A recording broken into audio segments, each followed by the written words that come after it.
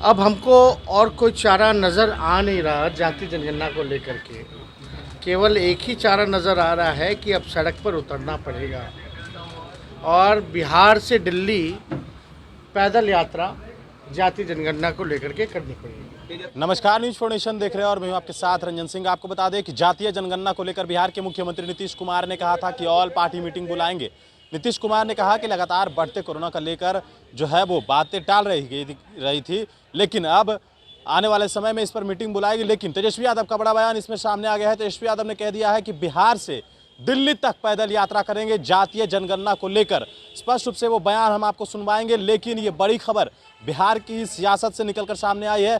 तेजस्वी यादव ने जातीय जनगणना को लेकर बड़ी बात कह दी है। उन्होंने कहा कि बिहार से दिल्ली तक पैदल यात्रा करेंगे, यानी कि पैदल मार्च करेंगे। जातीय जनगणना को लेकर हमारी मांग शुरू से रही है। इसको लेकर हम प्रधानमंत्री से भी मुलाकात कर चुके हैं और बिहार के मुख्यमंत्री नीतीश कुमार ने भी इस बात को कहा था। लेकिन अब जब सरकार इस काम को नहीं करवा रही है तो हमारे पास सड़क पर उतरने के अलावा कोई और चारा नहीं बच गया है। लिहाजा हम सड़क पर उतरेंगे और बिहार से दिल्ली पैदल यात्रा करेंगे। सुनिए तेजस्वी यादव क्या कह रहे हैं। को भी और वक्त चाहिए, मुख्यमंत्री को भी और वक्त चाहिए। कोरोना की वजह से जनगणना को लेकर कह रहे हैं कि कोरोना फिर से वापस आ गया, इस वजह से रुक गए। देखिए, आप सब लोग जान ही रहे हैं कि 2 बार हम लोगों के प्रयास से, राष्ट्रीय जनता दल के प्रयास से, आदरणीय हमारे नेता लालू जी के प्रयास से 2 बार जाति जनगणना का प्रस्ताव जो है बिहार विधानसभा और बिहार विधान परिषद से पास हुआ और हम लोगों के प्रयास से हम लोग ने प्रस्ताव बिहार विधानसभा में रखा और प्रधानमंत्री से भी मिल कर के आए। अब हमको और कोई चारा नज़र आ नहीं रहा जाति जनगणना को लेकर के।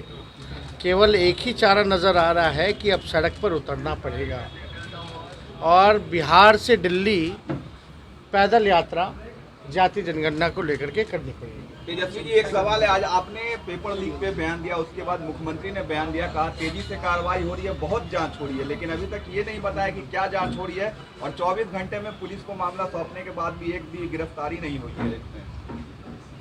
हम तो सुबह ही इस पे बोले थे कि सब दुखद है, हम लोग को पर्सनली भी ठेस पहुंचता है और सोचिए जो बाहर से जो परीक्षा देने आए हैं, पूरे देश भर में बदनामी बिहार की हो रही होगी कि वहाँ का ऐसा लाचार सिस्टम है, बीमारू सिस्टम है, जिसने भ्रष्टाचार के पूरी तरीके से भ्रष्टाचार जो है पूरे सिस्टम को जकड़ लिया है।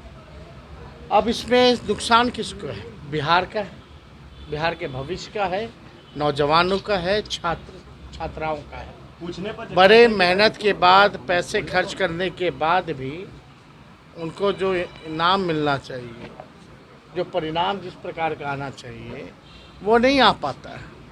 परीक्षा रद्द हो जाती है, पेपर लीक हो जाता है।